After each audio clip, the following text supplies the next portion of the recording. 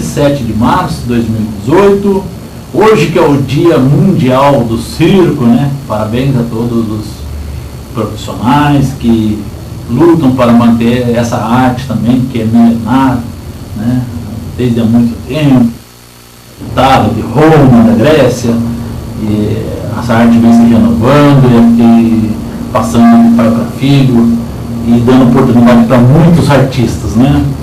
Sabemos também que tem muitos outros que procuram fazer de alguns lugares um circo, né? Mas a ideia é a apropriação indébita, né? E de forma jocosa.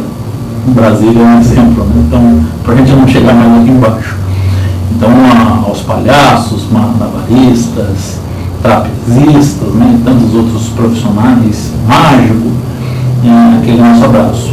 Hoje, inclusive, tem um circo da Taubaté, e acho que é Big Circo, está na Praça do Povo, está passando o circo a R$3 a partir das 20 horas e 30 minutos, mais do que o de manhã. Então você pode levar a criançada lá e aproveitar para poder conhecer um pouco sobre essa magia do circo, né?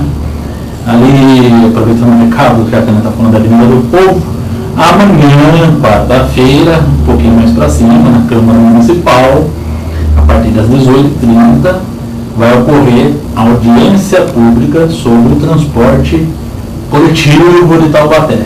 Então, é muito importante que a comunidade, especialmente os usuários, os passageiros do transporte coletivo de Taubaté, que fazem uso tanto dos ônibus da ABC, quanto aí do transporte complementar, possam estar lá, presentes, se inscrever, para poder falar na Câmara Municipal e relatar aos nossos digníssimos vereadores, né, todos os problemas que a gente vem enfrentando no nosso transporte da cidade.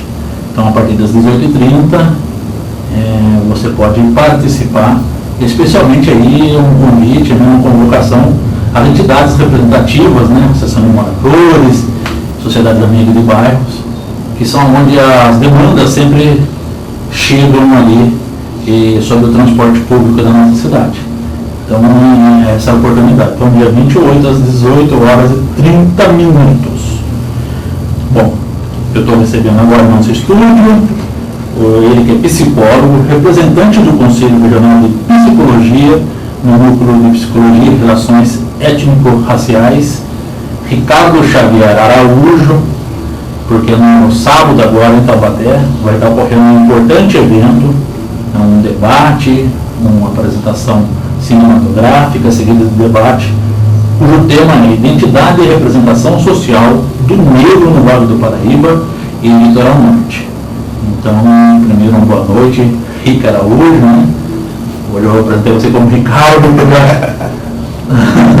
Boa noite para você. Boa noite, André, tudo bom? Prazer estar aqui mais uma vez, dessa vez com essa persona de psicólogos. Prazer mesmo estar aqui. Bom, sábado agora, a partir das 17 horas, Centro Cultural Afro-Brasileiro, Biblioteca Zumbi dos Palmares, recebendo esse evento, né? Como que vai ser essa organização? Quem vai estar presente? Bom, o evento é uma construção coletiva. O Conselho Regional de Psicologia, por meio do Núcleo de Psicologia e Relações Étnico-Raciais, qual eu sou representante aqui da região, da subsede Vale do Paraíba e Litoral Norte, nós convidamos algumas pessoas que têm um histórico de luta do movimento negro e algumas entidades para compor com a gente uma série de debates. Esse vai ser o primeiro, porque a gente quer construir um espaço onde a psicologia possa trazer as suas contribuições nessa temática e preparar um segundo momento, que vai ser o lançamento aqui na nossa região de uma publicação do Conselho que trata das relações raciais e que foi lançada em novembro no estado, e agora a gente vai fazer o lançamento regional em maio. Então esse primeiro evento é um primeiro contato e um evento preparatório para esse lançamento. Então a gente está convidando setores da sociedade e pessoas interessadas e a nossa categoria profissional para participar desse debate e começar a construir esse caminho.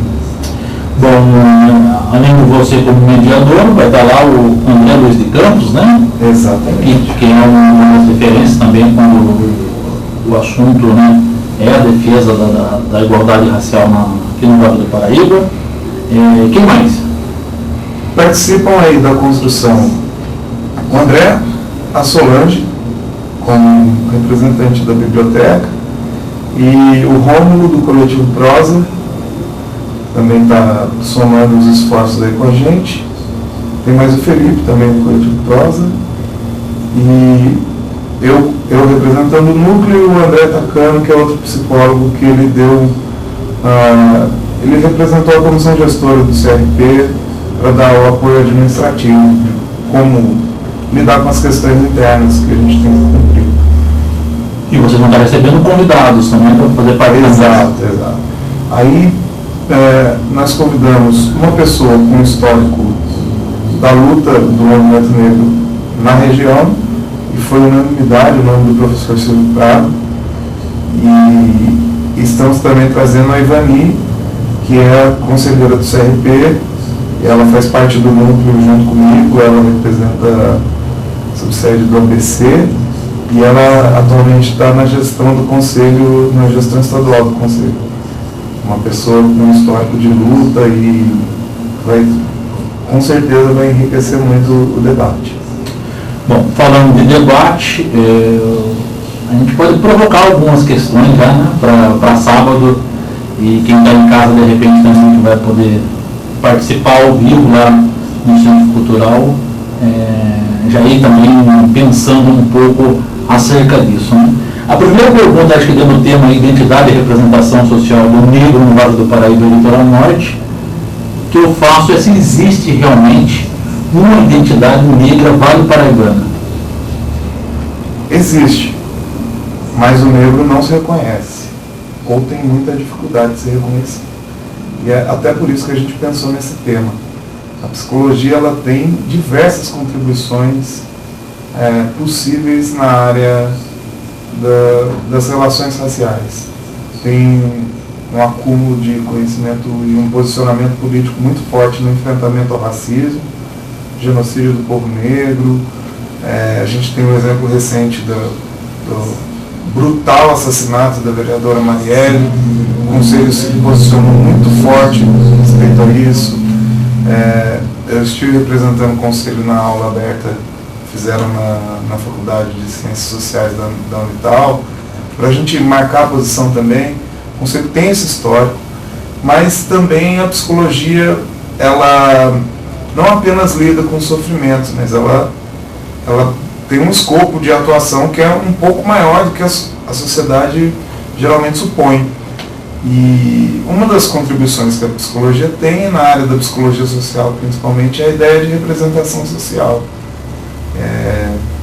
E no primeiro contato dessas pessoas que estão organizando, a gente chegou à conclusão de que o negro, aqui na nossa região, ele tem muita dificuldade em se reconhecer como negro, de saber qual é a sua história, qual é a sua cultura, quais são as manifestações culturais que estão inseridas na sua sociedade, no seu espaço, no espaço que a gente vive. Então a ideia, ela partiu daí. Vamos provocar essas pessoas, vamos provocar a sociedade a se pensar e a se reconhecer, a se identificar. A gente entende a maneira de se vestir, a maneira de se expressar, a fala, a tradição oral, entre tantas outras manifestações, como elementos que constituem essa identidade. A nossa região ela é muito rica em tudo isso, mas existe uma dificuldade do negro que está inserido na nossa região, que é daqui, que se reconhece como uma pessoa daqui, mas de se reconhecer como negro parte dessa história. E a gente entende, a psicologia entende, tem muita contribuição a dar nesse sentido, de que a identidade ela pode ser fortalecida em grupo, valorizando todos esses aspectos, principalmente os culturais. Que fatores que impedem esse reconhecimento? Motivos são os mesmos que nós podemos avaliar a nível nacional? São. O nosso país ele é um mito da democracia racial, né? Isso é não é nem um conceito, mas é uma ideia que ela é muito perigosa e que está muito arraigada na nossa sociedade. Ela é perigosa porque junto com ela vem né? Porque o que acontece? Aquele discurso de que você não é negro, você é moreninho, você é clarinho, isso é um preconceito que está velado, né? A nossa sociedade ela tem muitas manifestações de racismo que causam muito sofrimento, mas a gente precisa olhar com mais atenção e combater esse tipo de racismo que está impregnado na nossa subjetividade e que age de uma maneira muito sutil. Isso acaba fazendo com que quem é negro tenha uma extrema dificuldade de se reconhecer como tal. Lembrando que a definição de negro para o IBGE são pessoas com a pele preta e pessoas pardas, né? Aqui na nossa região, especialmente os pardos, têm muita dificuldade de se reconhecer como negro, de serem reconhecidos como negro também, que é uma relação, né? Então, uma via de mão dupla. Essa própria classificação do IBGE já não é, de certa forma, um impeditivo para que haja esse autorreconhecimento, partindo aí do escopo da formação do povo brasileiro, indígena, negro, branco, e quando vem esse esfacelhamento, outro dia estava vendo que no IBGE acho que mais de 1000 definições entre a cor da pele das pessoas. Mas, na verdade, eu vejo isso como uma questão com dois lados. Uma hora a gente precisa fechar, né? E essa foi a escolha que foi feita, tem uma fundamentação teórica e técnica para isso.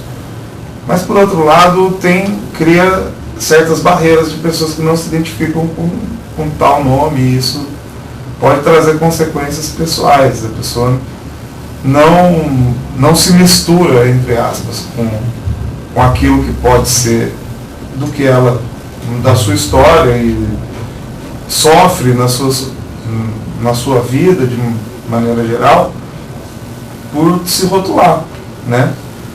Querer se enquadrar em determinados rótulos. Mas é bom no sentido de viabilizar, por exemplo, as políticas públicas. Eu acho que a gente não pode colocar a culpa só nessa classificação do IBGE, por exemplo. Eu vejo, por exemplo, como um problema muito maior a ausência de políticas públicas que tratem de questões raciais, isso nas 3 esferas, federal, estadual e municipal. A gente luta muito por isso, o CRP se posiciona firmemente nessas lutas, inclusive dentro da própria categoria, criando resoluções em que sejam pautadas nos direitos humanos, as nossas orientações éticas, esse tema é muito caro à nossa construção ética, e a luta ela é diária, constante, por conta dessa sutileza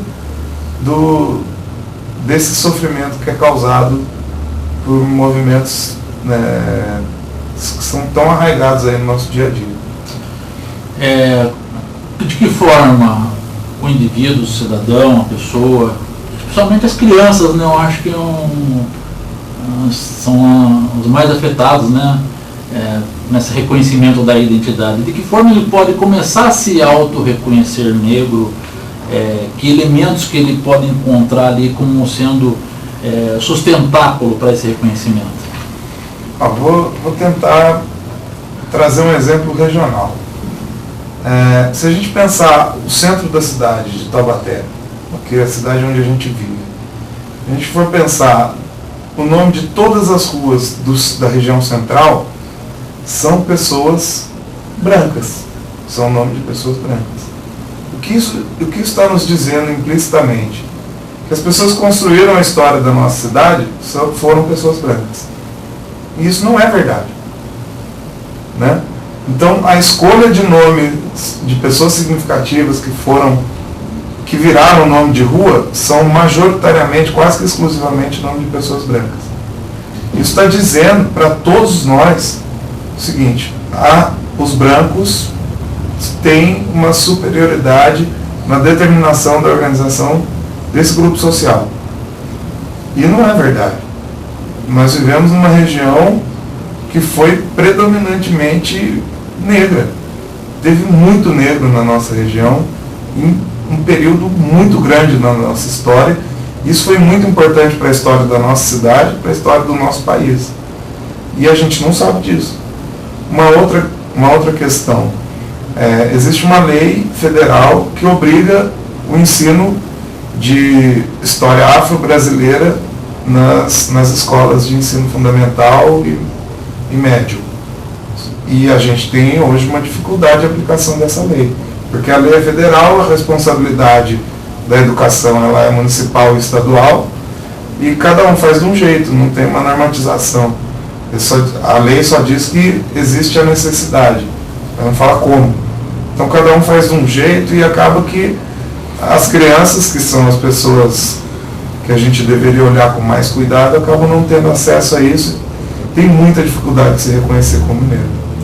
Eu não sei você, já que você tocou o assunto, acho que cabe a mim dar essa cutucada, né? Quando cai na Câmara Municipal, por exemplo, um debate sobre essa lei do ensino da cultura africana nas escolas, vereadores que podiam se posicionar a favor, inclusive de origem negra, né? Mas por questões religiosas se posicionam contra. Como que você vê essa situação? Essa situação é um exemplo muito claro de racismo institucional. O racismo institucional é a forma mais danosa de racismo que existe, porque ela não é explícita, só que ela está lá, e ela tem as consequências mais sérias possíveis, e ela é negada todo o tempo pelas instituições e por aqueles que atuam, né, que acabam reproduzindo. Esse exemplo que você deu é muito claro nisso. Às vezes as pessoas confundem a manifestação de uma religião de matriz africana como algo que é enxergado socialmente como algo do mal, algo demonizado, né? Mas, por outro lado, acabam defendendo o ensino de religiões geralmente cristãs dentro das escolas. Eu moro do lado de uma escola e me surpreendi essa semana ao ouvir imagino que uma professora ou alguém que trabalha na escola puxando uma oração católica dentro do ambiente da escola. Isso era muito comum há tempo atrás e ainda continua aí. Mas a gente sabe que o Estado é laico e que a escola tem que seguir algumas coisas que sejam coerentes à condição de laicidade, que é um equipamento público, né? E com certeza, se ali fosse, por exemplo, cantado um ponto de candomblé ou de umbanda, a repercussão seria absurda, né?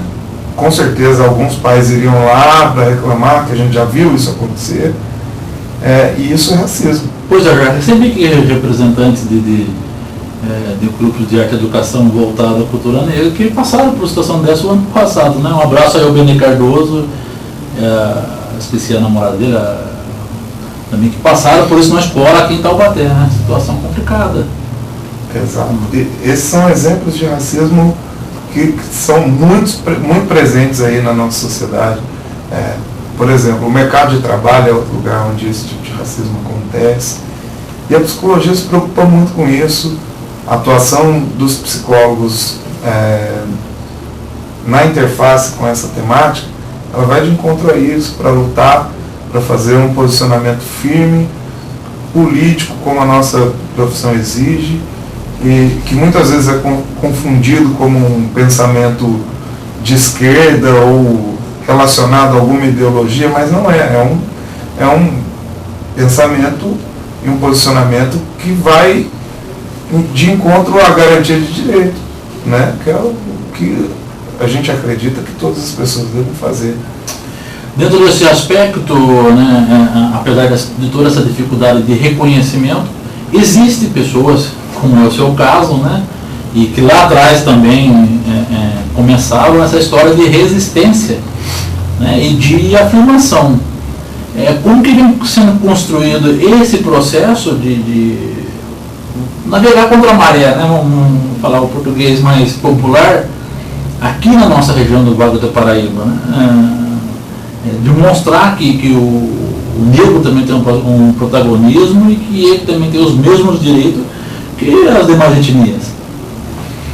Olha, André, esse é um processo complicado, não é para qualquer um.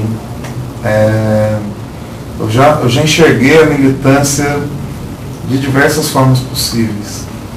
Já fui mais radical, já fui mais liberal.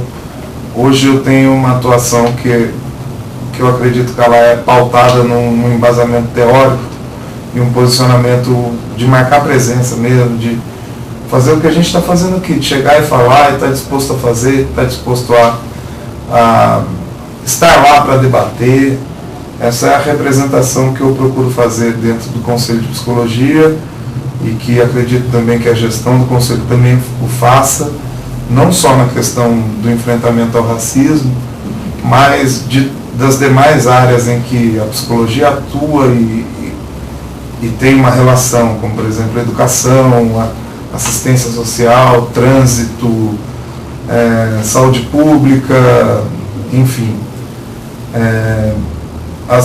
e as políticas públicas de maneira geral. Existe um histórico de luta dentro do Conselho para que esse tema fosse também discutido dentro do Conselho, porque a psicologia ela é uma profissão historicamente branca, né? Então são conquistas recentes de movimentos negros, de psicólogos negros dentro da própria psicologia, estão ali a fim de discutir esses temas e de produzir orientações técnicas para os outros profissionais para saberem que isso é uma questão que afeta a todos e que vai passar por todo mundo.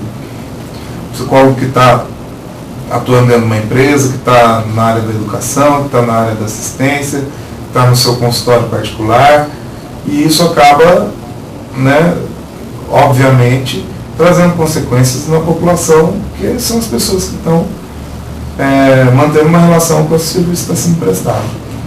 Então, tem todas essas preocupações e a gente precisa falar sobre isso, a gente precisa debater sobre isso. E a proposta é essa, que isso seja feito da maneira que a gente está propondo nesse primeiro encontro, que vai acontecer sábado, que a gente respeite tudo aquilo que já foi construído também dentro do nosso território. Por isso que a gente convidou pessoas que são referência na luta do movimento negro na região, mas também trazer um discurso que ele seja um pouco mais leve. Por isso a opção do cinema, por isso a opção das atrações culturais, porque a gente sabe que isso atrai, e que essa é uma linguagem que é muito mais acessível do que de repente só o debate com caráter tecnicista, uma linguagem que para a gente ela é muito comum, mas que não é acessível a todos. Inclusive eu estava até na semana passada no grupo Poetas da Rua, né? E eu achei bem interessante a colocação de um dos participantes, de uma das participantes, que falava sobre isso, né? A gente debater entre nós, que temos um grau de instrução, de informação, é uma coisa, né? E a gente poder trazer mais pessoas, atrair é outra. De que forma fazer isso é onde a gente tem que encontrar essa receita, né? Como você falou, às vezes dá uma leveza melhor na discussão, trazer outros elementos também para o debate que possam agregar valores, acho que é a forma mais adequada, né? Sempre. Todo diálogo precisa levar em conta aquilo que está ouvindo, né? Isso é uma coisa que a gente aprende muito na psicologia, em diversas teorias diferentes. A gente precisa saber se posicionar para ter uma escuta e precisa entender o que dizer para aquele que está ali para ouvir. Seja na relação interpessoal, seja em grupo, seja em qualquer lugar de atuação. Isso é uma coisa que a gente se preocupa muito. Um exemplo disso é uma ação do núcleo da qual eu estou participando ativamente.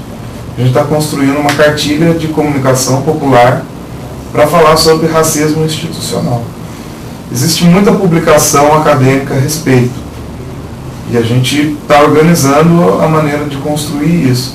Só que a gente esbarra numa dificuldade de que a gente tem um treinamento na nossa graduação, pós-graduação, nosso caminho acadêmico e profissional, de dominar e entender uma linguagem que ela é acadêmica, mas a gente precisa traduzir isso, entre aspas, para uma linguagem mais popular, que seja muito mais acessível. E a gente tem muito a dizer a respeito. Então a nossa dificuldade, entre aspas, nessa construção, que eu estou exemplificando, é tentar trazer isso para uma linguagem que seja acessível a todos e que as pessoas que tiverem acesso a esse material possam refletir a respeito daquilo que a gente quer dizer de uma maneira mais objetiva possível. Bom, você falou que o negro tem muito a dizer, tem muito a protagonizar, né? E normalmente na hora da eleição é muito bem lembrado, em clipes e fotografias bonitas, né? E aí lembram que mais de 54% da população brasileira é negra. Exato. Chega na hora das políticas públicas, muda-se a relação e muda-se a realidade, né? Como construir fóruns, espaços de discussão em tempos de falta de diálogo com o poder público, de afastamento, né, do poder público. Um exemplo, acho que prático, Taubaté não tem ainda o Conselho da Comunidade Negra ou da Igualdade Racial, né? Não. E acho que a maioria das cidades do Vale do Paraíba também está nessa realidade. A única coisa que tem os campos aí. Pindamonhangaba tem, Pinda, né? Pinda tem, e São José dos Campos tem a Secretaria que era de Direitos Humanos e agora ela está com uma outra denominação, que eu não me recordo exatamente qual é, mas ela está com uma atenção especial a isso.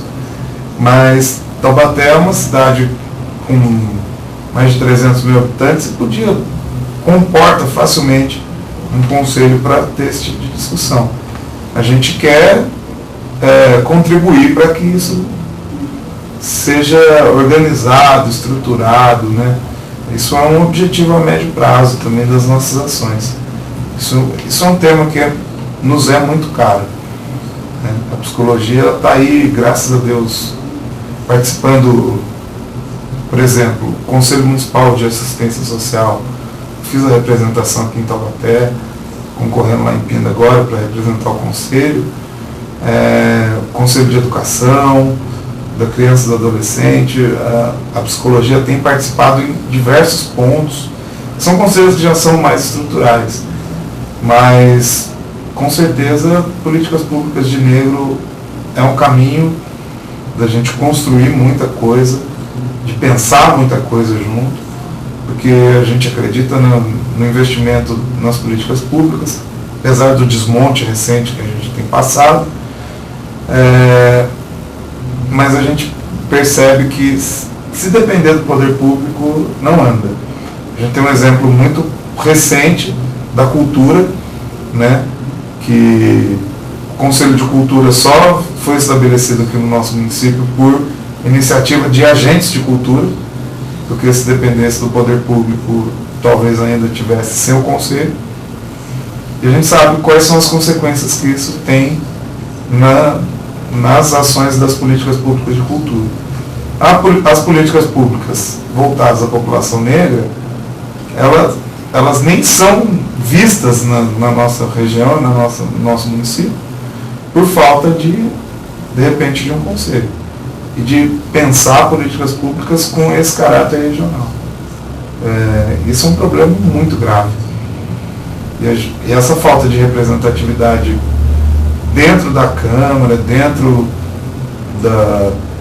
das assembleias e das câmaras, isso é um problema estrutural do nosso país, né? Nós somos um país, como você disse, majoritariamente negro, que é representado por uma minoria que é branca e rica. São essas pessoas que nos representam na maior parte dos cargos eletivos que a gente tem. E cabe a nós fazer uma reflexão a esse respeito e pensar o que isso significa, que implicações isso tem no nosso cotidiano e o que a gente quer, né, para o nosso futuro. Complicado, né? Você falou de representação negra na Câmara Municipal. Estou aqui revirando meu baú de memórias aqui, lembrando do Dr. Arnaldo Pereira, que inclusive até agora não tiveram a competência de homenageá-lo de forma adequada na nossa cidade. Talvez, né? o único edil aí com o histórico de luta no movimento negro, né? Inclusive encontrei com a Marcela, a filha dele, esse fim de semana também, um abraço para ela, né? Marcelo, Vinícius. Pois é, então. E responsável aí pelo CECAB por muito tempo, né? Centro Cultural Afro-Brasileiro, que hoje é onde funciona a Biblioteca Zumbi dos Palmares. E eu tive a honra, assim, de estar ao lado desse homem aqui em Taubaté, inclusive de defendê-lo politicamente. É uma pena na cidade não ter pensado na possibilidade do nome dele, né? Mas a gente está aí para continuar lutando para não esquecer a memória dele em nossa cidade. Você pode dar uma pincelada para a gente de onde vêm as nossas matrizes africanas que a gente pode identificar aqui na nossa região? Bom, a nossa região,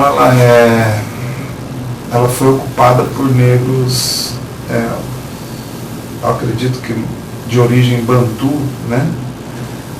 E aí isso traz algumas consequências que a antropologia vai estudar de uma maneira muito mais detalhada e sistematizada do que a psicologia, mas a gente reconhece isso como um elemento fundamental na constituição do que é ser brasileiro, né?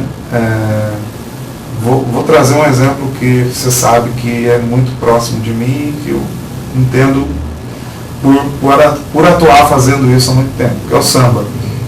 O samba se tornou expressão nacional a partir de governo de Getúlio Vargas e tal, mas ele já era uma manifestação popular há muito mais tempo, né? A gente teima em dizer que o samba é centenário, mas ele é um pouco anterior, à medida que ele era uma manifestação de dança dos escravos, do povo que foi escravizado.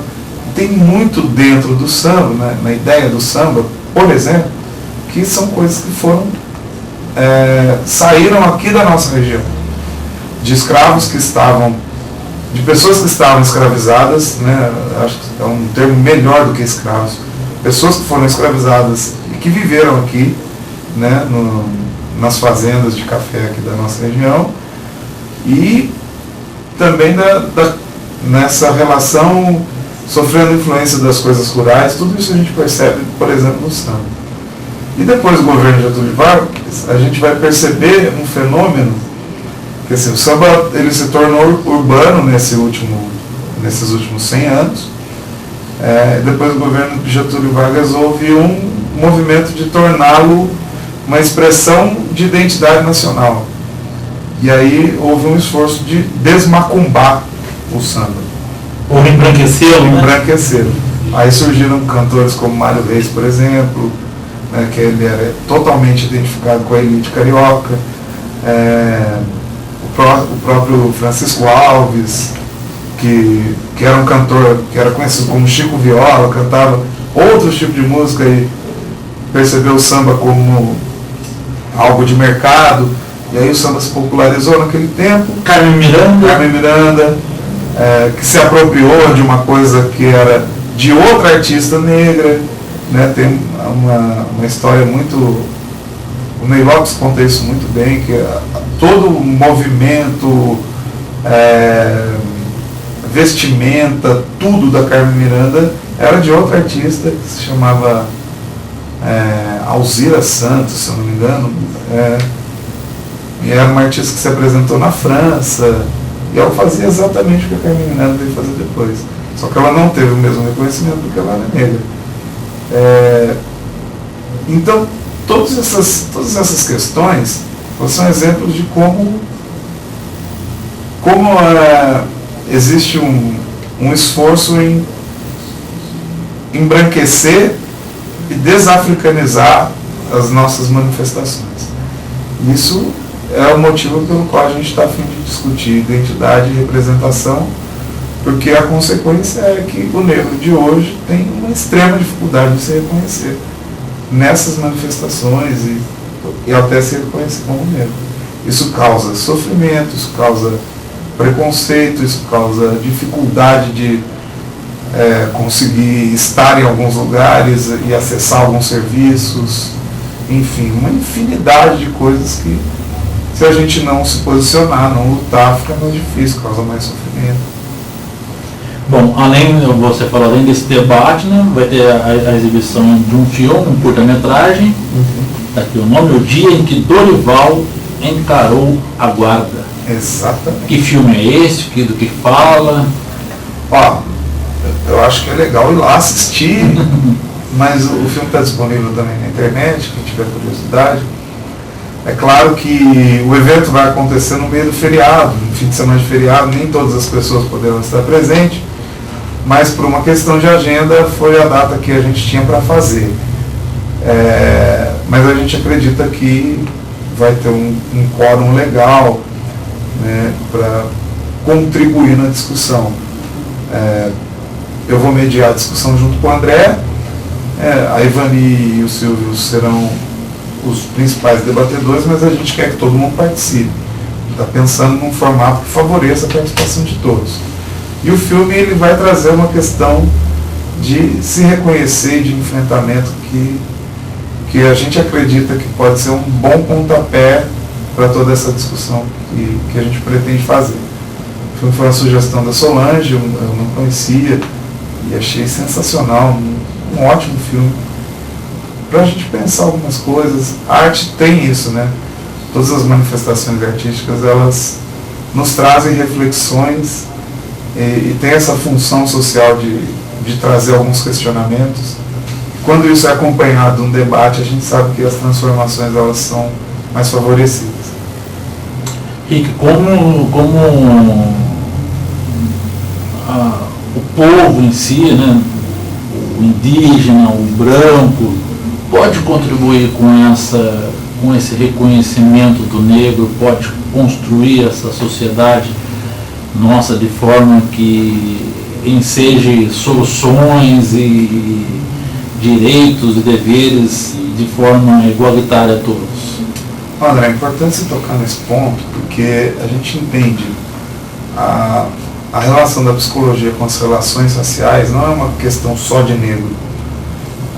Claro que o negro sofre muito, mas também existe um racismo direcionado ao povo indígena, também existe sofrimento xenofóbico com pessoas de nações diferentes. A nossa sociedade ela é muito cruel nesses aspectos.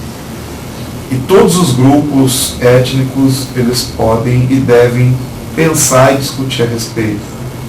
Porque a gente vive junto, não tem como separar. Embora exista essa separação conceitual, nós vivemos juntos, nós vivemos dentro da mesma sociedade. Então, é um dever de todos pensar a respeito, né? Se você pensar, por exemplo, que a Carta de Direitos Humanos, ela traz isso, e ela foi uma proposta liberal, foi a esposa do presidente Roosevelt que propôs aquilo. E as pessoas acham que tratar de direitos humanos é uma pauta de esquerda, né? A gente vive um tempo muito complicado, né? De uma divisão de, se você pensa isso, então você está dentro dessa caixa e eu te dou todos os adjetivos que eu tenho para quem está dentro dessa caixa. E a gente está muito dividido. Não acredito que esse seja um caminho. Ele não ajuda em nada. Acho que o caminho é o diálogo, pensar a respeito e discutir, e se dispor, né? O que tem sido muito complicado, porque o discurso de ódio ele acaba atravessando e dificulta o posicionamento, o argumento, todas as argumentações hoje em dia, em muitos espaços, principalmente em redes sociais, as argumentações elas são desqualificadas pelo ódio. Isso é uma coisa que é muito preocupante. Mas a gente está disposto a falar, e a debater, e a criar espaços outros espaços para que isso possa ser dito e para que toda a sociedade possa refletir e conversar a respeito. Negros, pardos, pretos, brancos, indígenas, quem mais estiver afim, porque isso faz parte da vida de todo mundo. A gente vê, por exemplo, quando a política de cotas entra em discussão, mesmo quem não se beneficia dela, vai lá e reclama, porque se sente incomodado de existir uma política pública que está acontecendo, que está funcionando, e que tenta reparar um dano histórico a um grupo populacional muito específico, que é a população negra. E algumas pessoas se posicionam contra sem nem saber ou sem nem levar em conta por que essa política pública foi proposta, qual é o embasamento que ela tem e, como ela já está aí há algum tempo, quais são as consequências que ela tem. As pessoas imaginam, mas poucas se dispõem a ir lá e saber que as pessoas que estudam pelas políticas públicas de ingresso da população negra no ensino superior, elas majoritariamente estudam muito bem e se destacam e se formam, não ficam de DP, entre outras coisas. Enfim, são exemplos. Por exemplo, nesse caso específico que você está dizendo, o outro lado via de regra, e para resumir, sempre considera um privilégio, né? Em que determinadas parcelas da sociedade, especialmente o negro, teria em detrimento do outro, não levando em conta a capacidade dele.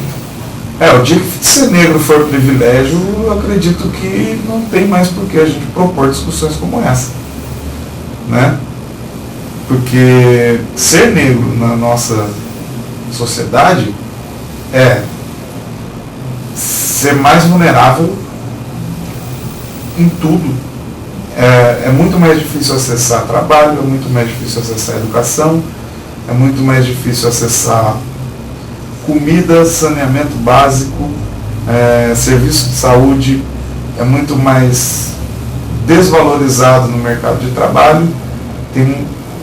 Negro morre muito mais do que branco, proporcionalmente. As pessoas negras foram escravizadas no nosso país. Não houve uma política pública de reparação, muito pelo contrário, houve uma política pública de uma segregação ainda maior à medida que houveram incentivos para que pessoas de outros países viessem e conseguissem os trabalhos que eram exercidos por negros, que os negros ficaram sem ter onde trabalhar naquele momento histórico, pós-abolição.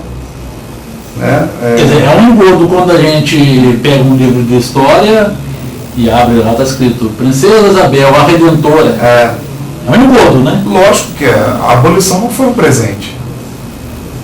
A abolição não foi um presente.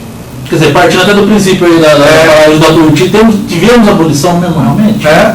E outra, desconsidera todos os negros que participaram do movimento abolicionista. Né? À medida que uma pessoa da nobreza foi lá e assinou algo para dar de presente aos negros na abolição.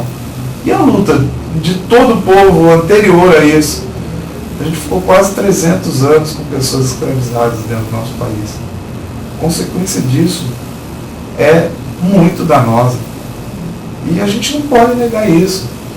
Negar acesso de negro a políticas públicas, são direitos constitucionais básicos, como educação, saúde, emprego, segurança, moradia, é negar que essas pessoas têm um sofrimento histórico, que esse grupo tem um sofrimento histórico, e que é muito mais difícil o negro acessar os direitos básicos.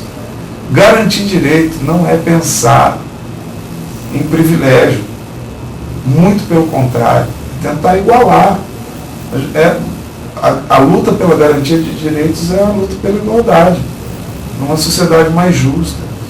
É isso que a psicologia, que é a profissão que eu escolhi e que eu defendo politicamente, se posiciona historicamente dentro do nosso país. E que todos os outros grupos que lutam por direitos humanos querem igualdade. Eu tenho certeza que, ideologicamente, ninguém é contra isso. Deixa eu abrir um parênteses aí quando você falou de direitos humanos, né? Tem aqui alguns políticos da nossa cidade que sobem na tribuna, às vezes é falando da asneira, inclusive descaracterizam os direitos humanos, né? Direito dos humanos. Se você está na tribuna hoje, é porque existiram os direitos humanos, inclusive que dá garantia a você da liberdade de expressão de falar besteira. Né? Então, acho que passa por aí. Esses políticos têm que repensar o que falam, porque realmente tem consequências. Tem consequências e muitas vezes não recai sobre vocês, recai sobre a população que está vulnerável, as pessoas que precisam sim da ação dos direitos humanos, né, para que tenha resguardado os seus direitos, especialmente de proteção à vida e direito à acessibilidade aos serviços públicos. Então tem que pensar bem antes de falar besteira. Né? Acho só uma parte aí a respeito disso. A nossa cidade, ela historicamente ela não quer ficar para trás. Eu vejo esse movimento assim muito claro na nossa história, na história de Taubaté. Não quer ficar para trás, quer ser vanguarda sempre e tal. Vejo esse movimento político de representantes políticos que falam abobrinha como uma reprodução do que está acontecendo no nosso país. Usar o plenário da Câmara Municipal para dizer os absurdos que eles têm dito é ultrajante para a gente que pensa, que se manifesta, que luta e que tenta fazer algo para melhorar nossa sociedade. Mas, por outro lado, nos ajuda a nos organizar, nos ajuda a repensar, nos ajuda a criticar e nos ajuda a nos posicionar para resistir. Porque existe um monte de gente pensando, falando e fazendo coisas que é até difícil de adjetivar, mas que nós que estamos afim, dispostos e que temos alguma outra orientação, temos o dever de nos posicionar, como a luta que você citou aí, da transporte público, que eu vejo que você é muito engajado nisso, como o pessoal que está aí na cultura, como a luta que a gente teve no final do ano passado, na questão que a Câmara propôs a lei da mordaça aí no nosso município, e que foi muito gratificante ver que houve um movimento organizado para resistir àquilo. Nós somos a resistência e a gente tem que se posicionar como tal. A psicologia se interessa em participar dessas discussões de garantia de direito, se posicionar contra a violação dos direitos, né? E a gente está aí para isso.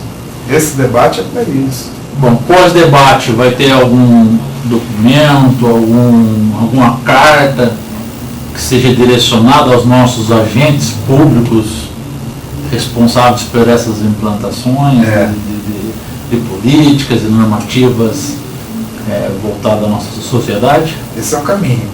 O núcleo que eu represento dentro da psicologia, dentro do sistema conselho de psicologia, ele tem por função orientar a gestão do conselho nessa temática, fiscalizar a ideia, né, fiscalizar o que está sendo dito, o que está sendo produzido a respeito disso, e criar orientações normativas, inclusive políticas.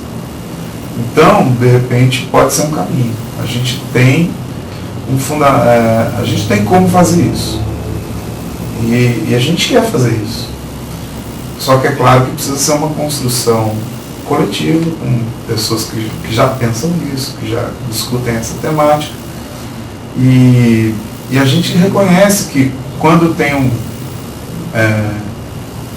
um órgão, quando tem uma assinatura institucional, o discurso fica mais forte.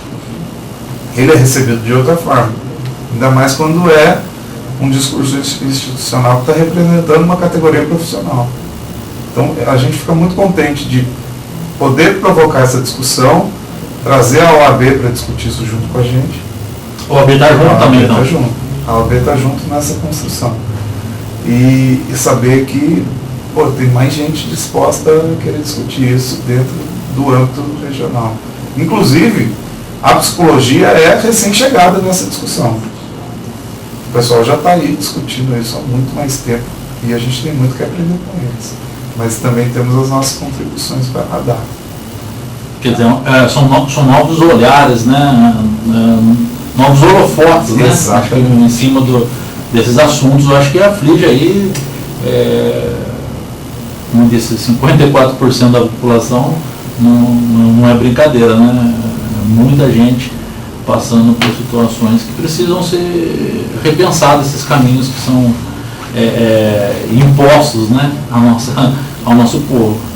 Isso sem falar que tivemos muito recentemente, vou reforçar isso, o assassinato de uma mulher negra que representava o povo periférico, que lutava contra o genocídio do povo negro e que foi brutalmente assassinada. Um crime político, explicitamente político. Se esse não for o momento de discutir temas como esse, acho que a gente está perdendo o bonde da história. É nossa obrigação se posicionar perante tudo que está acontecendo no nosso país e perante, não posso dizer oportunidade, porque soaria oportunista, mas é nossa obrigação se posicionar e contribuir com a discussão do que a gente quer fazer. Como é que a gente vai fazer para que esse discurso da Marielle permaneça, por exemplo? Porque muita gente não conhecia a luta dela, mas é uma luta que também é nossa. É uma luta que pessoas aqui na nossa região fazem e que pessoas no nosso estado fazem, e isso vai se ampliando. Somos membros da mesma rede. Pois é, ela conseguiu até romper muito esses paradigmas, né? Aqui na nossa região a gente vê muitas vezes sufocados, né? Essas iniciativas. Movimentos culturais são sufocados nas praças, como o Rica disse, manifestações religiosas também são tolhidas do seu direito de expressão, né? Manifestações de cunhos até filosóficos, né, literários, que sejam envolvidos, né? A gente vê a nossa juventude hoje, muita gente reclama da Santa Terezinha, fim de semana, está cheio de jovens lá, e na sua maior expressão origem negra, porque não temos políticas públicas nos bairros, espaços públicos, onde o jovem possa se expressar, possa tá ali mostrando também o seu potencial. Aí vem passando a Terezinha no centro da cidade, vem para a Eletro, né? Porque também são espaços públicos que todos nós temos direitos de ocupar. E eu gostaria que você então fizesse o convite, reforçasse essa programação do sábado, né? Para que acho que toda a nossa população que puder e tiver condições encha o Centro Cultural Zumbi dos Palmares, né? E que faça um grande manifesto desse debate lá. Então fica aí o convite a todos, próximo sábado, dia 31, às 17 horas, no Centro Afro-Brasileiro, Biblioteca Zumbi dos Palmares, a gente vai fazer Cine, Política e Psicologia, com o tema Identidade e Representação Social do Negro no Vale do Paraíba e Litoral Norte.